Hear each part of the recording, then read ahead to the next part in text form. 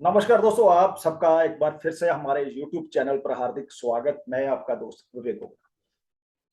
हाजिर हूं आज एक केस स्टडी लेकर। काफी लोग व्हाट्सएप करते हैं अपने अपनी क्वेरी के लिए, लेकिन होता यह है कि ज्यादातर लोग फीडबैक नहीं देते। यदि तो प्रेडिक्शन सही गई तो कोई फीडबैक नहीं, और यदि गलत गई तो फिर दोबारा जरूर कॉल करते हैं कि आपने ये प्रिडिक्ट किया था लेकिन अभी तक इवेंट हुआ नहीं। ऐसा ही एक केस कुछ दिन पहले, 4-5 दिन पहले, हमारे पुराने एक दोस्त थे जिन्होंने 2 साल पहले एक प्रेडिक्शन ली थी, लेकिन कोई फीडबैक नहीं किया। तो जब अब दोबारा उनकी कॉल आई तो उन्होंने बताया कि हमने आपसे पहले एक प्रेडिक्शन ली थी 2 साल पहले, वो सही गई थी। तो सोचा कि अपने दोस्त जो केपी एस्ट्रोलॉजी को प्यार करते हैं, केपी एस्ट्रोलॉजी में इंटरेस्ट रखते हैं, क्योंकि सब जानते हैं कि इवेंट जो है वो केपी एस्ट्रोलॉजी से बड़ा इजीली हम प्रिडिक्ट कर पाते हैं, तो उनके लिए मैं ये केस स्टडी लेकर आया। 13 अक्टूबर 2019 को उन्होंने एक मुझे व्हाट्सएप किया। एक तो उनकी क्वेरी थी, एक शायद को प्रॉपर्टी से रिलेटेड था, और दूसरी उनकी जो क्वेरी थी वो थी जॉब चेंज को लेकर। उन्होंने कहा कि हमारी जो कंपनी है उसकी जो फाइनेंशियल स्थिति है वो कुछ अच्छी नहीं और मैं चिंता में, तो मैं अपनी जॉब बदलना चाहता हूं। तो इसी सिलसिले में आपको मैं अपना जो बर्थ डिटेल है वो सेंड मैंने कर दी, और मुझे आप बताइए कि मेरी जो जॉब है वो कब तक चेंज हो सकती है। चार्ट आपके सामने है। 18 जुलाई 1981 का उनका बर्थ है। दोपहर 1:58 पर। ये लॉन्गिट्यूड, ये लैटिट्यूड, ये चार्ट आपके सामने, राशि चार्ट तुला लगन का, ये भाव चार्ट नीचे। ये प्लेनेटरी पोजीशन है इस साइड पे, प्लैनेट किस राशि में, किस स्टार में, किस सब में चला गया। और नीचे जो है वो कस्पल पोजीशन है भावों की। ये रहा विश्वामित्री दशा। दशा कौन सी चल रही थी, भुक्ति कौन सी है, अंतरा कौन सा चल रहा था। सबसे पहले तो रूल की बात कर लेते हैं कि रूल क्या है। ये बर्थ चार्ट है। यदि होरारी चार्ट होता है तो हम सबसे पहले तो मून को देखते हैं कि मून क्या उन भावों से रिलेटेड है, मून के क्वारी को रिफ्लेक्ट कर रहा है या नहीं कर रहा है। उसके बाद जो उनके प्राइम हाउस होते हैं उनको देखना पड़ता है। तो इस यहाँ पर उन्होंने अपना बर्थ डिटेल सेंड किया, तो यहाँ पर सब कुछ देखने की कोई आवश्यकता नहीं है। सीधा हम डीबीए को पकड़ेंगे। यहाँ पर मैंने रूलिंग प्लैनेट वगैरह भी कुछ यूज नहीं किया। सीधा रूल क्या है कि यदि प्रेजेंट जॉब चल रही है तो आपका इस मतलब है कि सेकंड बैंक बैलेंस, सेकंड भाव, 6 हार्ड जॉब, 10th आपका कर्म है, 11th आपका लाभ है। तो इसका मतलब ये चारों के चारों भाव आप पे एक्टिवेट है दोस्तों। अब जॉब छूटेगी या जॉब से आपको बोला जाएगा रिजाइन देने के लिए, वो अलग बात है। अब बंदा यहां पर खुद अपनी जॉब छोड़ना चाहता है, तो इसका मतलब क्या है, फर्स्ट 5, 9 एंड 12 जब ये भाव एक्टिवेट होंगे जॉब छूट जाएगी या जॉब छोड़ दी जाएगी। क्यों? क्योंकि फर्स्ट भाव जो है सेकंड भाव को नेगेट करता है, बैंक बैलेंस को रोकता है। अब जॉब छोड़ेंगे सैलरी थोड़ी आएगी नहीं। फिफ्थ भाव वो 6 को नेगेट करता है। नाइन्थ, जिसे आप लोग भाग्य भाव कहते हैं, पंडित जी भी कहते हैं कि नाइन्थ का जो है वो भाग्य का स्वामी है, इसका रतन पहन लीजिए। ये 10th भाव को मना करता है, कर्म को मना करता है। 12th भाव अपने आप में बुरा भाव है। जब ये भाव एक्टिवेट होंगे जॉब छूट जाएगी। और यदि साथ में 2, 6, 10, 11 ये भी एक्टिवेट होंगे तो जॉब एक पुरानी छोड़कर आप नई जॉब पकड़ सकते हैं। तो उन्होंने बस डिटेल सेंड की। सबसे पहले उनको दशा जो चल रही थी वो जुपिटर की थी, गुरु की। प्लेनेटरी पोजीशन में देख लिया गुरु कहाँ है। गुरु मून के स्टार पर और मून के ही सब पर है। मून देखिए अपने ही स्टार पर है, मतलब ये अनटेनेंटेड है। जुपिटर राशि चार्ट में 12th भाव में है, लेकिन भाव चार्ट में वो 11th में शिफ्ट हो चुका है। 6 की ओनरशिप उसके पास है। दोनों बढ़िया हाउस है प्रेजेंट जॉब के लिए। मून थर्ड में है, ये एग्रीमेंट का भी होता है भाव, छोटी यात्राओं का भाव भी। मून अनटेनेंटेड है। कस्पल पोजीशन में मून जो है वो 10th भाव का कस्पल सब लॉर्ड बना। सब लेवल पे मून को सन, वीनस, जुपिटर, मार्स, 4 प्लेनेट जो है एस्पेक्ट दे रहे हैं। मार्स 8 में शिफ्ट हो गया, 7th का ऑनरशिप उसके पास है और अपने ही स्टार पर है, तो अनटेनेंटेड। यहां पर वो कस्पल पोजीशन में फर्स्ट भाग जो है उसका वो कस्पल सबलोड है। फर्स्ट भाव नेगेटिव भाव, या कहीं जातक ने पूछा तो उसके लिए तो पॉजिटिव भाव जो खुद ही छोड़ना चाहता वो। सन 9th में है, ये भी ठीक है। लेकिन जुपिटर और वीनस, वीनस देखा तो वीनस जो है यहां पर देखेंगे आप स्टार रोड वाली लाइन में वीनस कहीं भी अपीयर नहीं हो रहा, मतलब वीनस के स्टार पर कोई प्लेनेट ना होने से वीनस भी इस चार्ट में अनटेनेंटेड है। और वीनस जो है वो 10th भाव में है। यहां वीनस स्टार रोड लाइन जो है वहां पर नहीं दिखाई दे रहा, लेकिन यहां देखेंगे आप ध्यान से 3rd, 7th, 11th इन 3 भावों का वो कस्पल स्टार रोड बना। मतलब यहां पर हमारे पास फर्स्ट भाव भी आ रहा है, 9th भाव भी आ रहा है। इसका मतलब जुपिटर की दशा में जातक जो चेंज कर सकता है। भुक्ति केतु की, केतु को पकड़िए। केतु राशि चार्ट में 4 में था, लेकिन भाव चार्ट में 3rd में चला। यहां पर देखेंगे केतु के स्टार पर कोई प्लेनेट नहीं है, कस्पल पोजीशन में वो 2nd भाव का कस्पल सबलोड बना, लेकिन जातक को अपनी जॉब छोड़ना चाहता है। केतु की जुति मून के साथ है, मून देख ही चुके हैं कि 10th कस्पल सबलोड बना, 3rd में वो खुद है। केतु सैटर्न के साइन में है, सैटर्न 5th भाव दिखाई दे रहा है, 11th में वो खुद है। सैटर्न के स्टार पर राहु है, केतु सन के स्टार पर है 9th में। सैटर्न खुद हैज ए प्लेनेट, जो केतु था वो 5th भाव को दिखा रहा है क्योंकि उसके साइन में था। सैटर्न के स्टार सन 9 में है, बढ़िया है। भाव चार्ट में वीनस के साथ है, लेकिन ध्यान देंगे तो सन जो है 2 डिग्री के आसपास है और वीनस 28 डिग्री के आसपास, दोनों में युति योग नहीं बना। केतु सब लेवल पे वीनस के सब पर है, वीनस अनटेनेंटेड है, 10th में बैठा हुआ है वो। 3rd, 7th और 10th इन भावों को कस्पल सबलोड बना।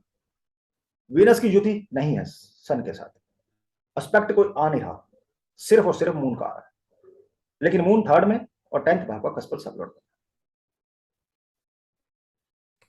यहां पर यदि ध्यान दें, वीनस जो है सिर्फ और सिर्फ ओनरशिप जो है उसके पास फर्स्ट भाव की ओनरशिप है। कुछ चांसेस इस भक्ति में दिखाई दे रहे हैं कि हाँ जातक जो है वो जॉब जो है अपनी चेंज कर पाएगा। सैटर्न पकड़ लीजिए। एक जो बात है वो ध्यान देने वाली ये बात है कि यहां पर जो हमने दशा और भुक्ति को चेक किया, इन दोनों में 12th भाव नहीं आ रहा। चलिए यहां चेक किया, सैटर्न जो है वो चलेगा 4 दिसंबर 2019 तक चलेगा। सैटर्न देख चुके हैं कि 5th भाव की ओनरशिप उसके पास है। मून के स्टार मून के सब पर, और मून हम देख ही चुके हैं कि मून 10th भाव का कस्पल सबलोड 3rd में खुद है वो, और उसके बाद सन, वीनस, जुपिटर और मार्स का एस्पेक्ट आ रहा है। लेकिन इन चारों में से कोई भी प्लेनेट जो है 12th भाव की ओनरशिप उसके पास नहीं है, और सैटर्न जो है अपना कमाल नहीं दिखा पाएगा, छोड़ना पड़ेगा इसे। नेक्स्ट पकड़ लीजिए मरकरी। ये रहा मरकरी, राहु के स्टार पर है, सैटर्न के सब पर है, लेकिन सैटर्न के स्टार पर राहु खुद है, दोनों में जो नक्षत्र परिवर्तन है। यहां पर यदि देखेंगे सैटर्न अपना रिजल्ट ना देकर सैटर्न अपने स्टार का रिजल्ट देगा, और वो चंद्रमा है, मून है। लेकिन मून फिर वही बात कि इससे ऊपर जुपिटर, सन, वीनस, मार्स का एस्पेक्ट आ रहा है, और चारों में से कोई भी 12th भाव की ओनरशिप उसके पास नहीं है। इसका मतलब ये हुआ कि जुपिटर की दशा, केतु की भुक्ति, और 2 ये अंतरे, पहला अंतरा चल रहा था दिसंबर तक शनि, और उसके बाद आना था जनवरी 22, 2020 तक मरकरी का। लेकिन ये दोनों प्लैनेट जो हैं 12th भाव को इंडिकेट नहीं कर रहे, तो मतलब जॉब चेंज नहीं होगी। नेक्स्ट पकड़िए, ये रहा। अब चलेगा भुक्ति जो, क्योंकि वो लास्ट अंतरा था मरकरी का केतु के भुक्ति में, तो नेक्स्ट भुक्ति वीनस की स्टार्ट हो जाएगी। वीनस देख चुके हैं कि वीनस के स्टार पर कोई प्लैनेट नहीं है, वो अनटेनेंटेड है, और वीनस जो है मरकरी के स्टार पर है। मरकरी 12th भाव की ऑनरशिप उसके पास है, 8th भाव में वो खुद है। मरकरी जो है यहां पर 12 डिग्री के आसपास है, मार्स के साथ है, 6 डिग्री मार्स है, दोनों में युति ले सकते हैं। मार्स भी 8 भाव में है, 7th की ऑनरशिप उसके पास है। कहने का मतलब वीनस खुद ना तो फर्स्ट भाव की ऑनरशिप उसके पास है, लेकिन 5th 9th या 12th हैज ए प्लैनेट को नहीं दे रहा, सिर्फ और सिर्फ दे रहा है तो वो लग्न भाव दिखा रहा अपना। लेकिन स्टार लेवल पे वीनस जो है मरकरी के स्टार पर, वो 12th भाव जो है यहां पर इसकी ओनरशिप उसके पास है। आगे चलेंगे, वीनस सैटर्न के सब पर चला गया, लेकिन सैटर्न के स्टार पर राहु है, इसलिए अपना रिजल्ट ना देकर वो अपने स्टार को देगा। स्टार जो है मून है, और मून अपने ही स्टार पर अनटेनेंटेड है। लेकिन अब यहां पर देखेंगे कि मून के ऊपर सन का एस्पेक्ट आ रहा है, वो 9th में विराजमान है।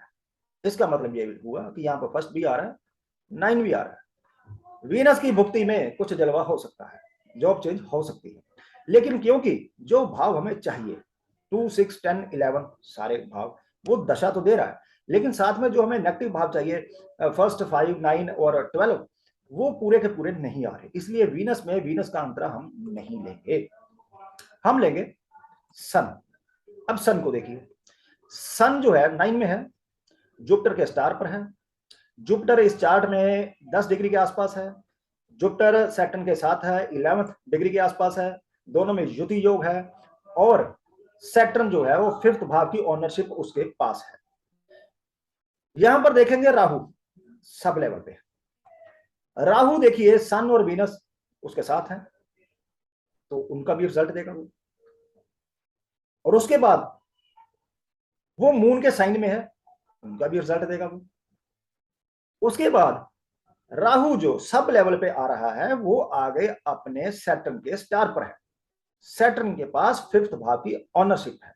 अब यहां पर हमारे पास यदि हम देखें तो क्लियर कट सब लेवल पे जो भाव जातक को चाहिए वो इंडिकेट हो रहे हैं।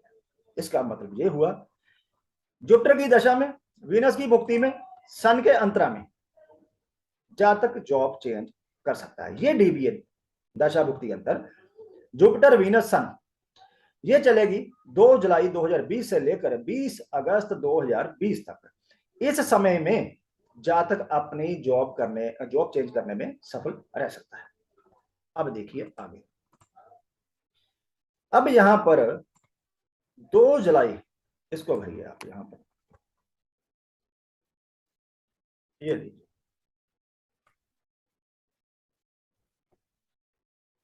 ये लीजिए जुपिटर वीनस और सन। उस समय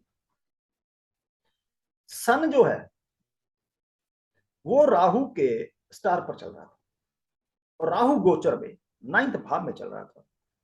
सन यहां पर अंतराल लॉर्ड के रूप में आ रहा है हमारे पास, और खुद वो भी 9th भाव में चल रहा था। जुपिटर दशा लॉर्ड है, सन के स्टार पर है, वो भी 9th भाव में चल रहा था। राहु के सब पर है, राहु भी 9th भाव में चल रहा था। वीनस इसको देखिए जो कि भुक्ति लॉर्ड है, वीनस उस समय अपने ही साइन में चल रहा था, टॉरस में 8th भाव में, 1st भाव की ओनरशिप उसके पास है। राहु के सब पर था, जुपिटर के सब पर था। राहु 9th भाव में, जुपिटर 3rd भाव में, 6th भाव की ओनरशिप उसके पास है।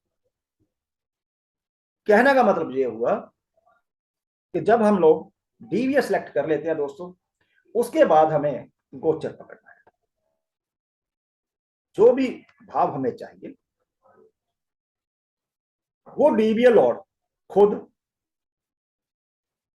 उन भावों में हो, या ऐसे स्टार पर हो जो उन भावों से संबंध रखते हो, उन भावों में गोचर कर रहे हो, उन भावों की ओनरशिप उनके पास हो, या ऐसे वो सब पर हो, या डीबीए लॉर्ड या सब लॉर्ड पर हो। और उसके बाद आपको सन का गोचर फिक्स करना होता है साथ में, क्योंकि ये डीबीए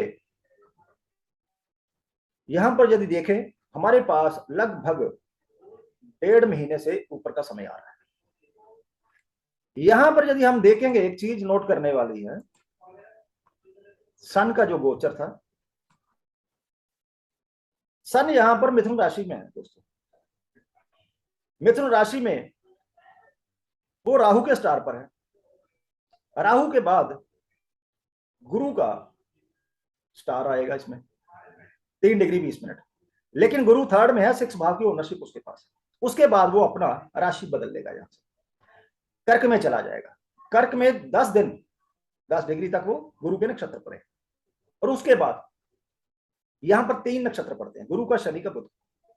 उसके बाद शनि के नक्षत्र पर जाएगा। शनि यहां पर 5th भाव की ओनरशिप उसके पास है और खुद वो रेक्ट्रो है 4th भाव में। तब भी यहां पर जो है जातक की जो इच्छा है वो पूरी हो सकती है।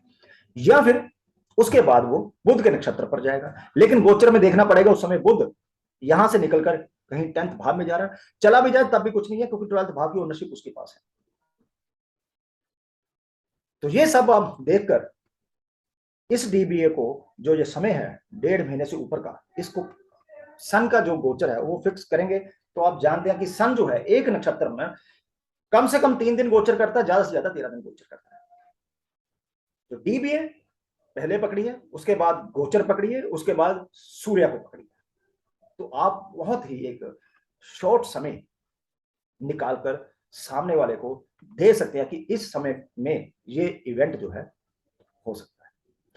आशा करता हूं कि ये वीडियो आज का दोस्तों को अच्छा लगा, जो खासकर जो केपी एस्ट्रोलॉजी या कस्पल इंटरलिंक थ्योरी करते हैं मेरे दोस्त। वीडियो अच्छा लगा तो प्लीज लाइक कीजिए, कमेंट बॉक्स खुला है, आप अपने विचार वहां रखिए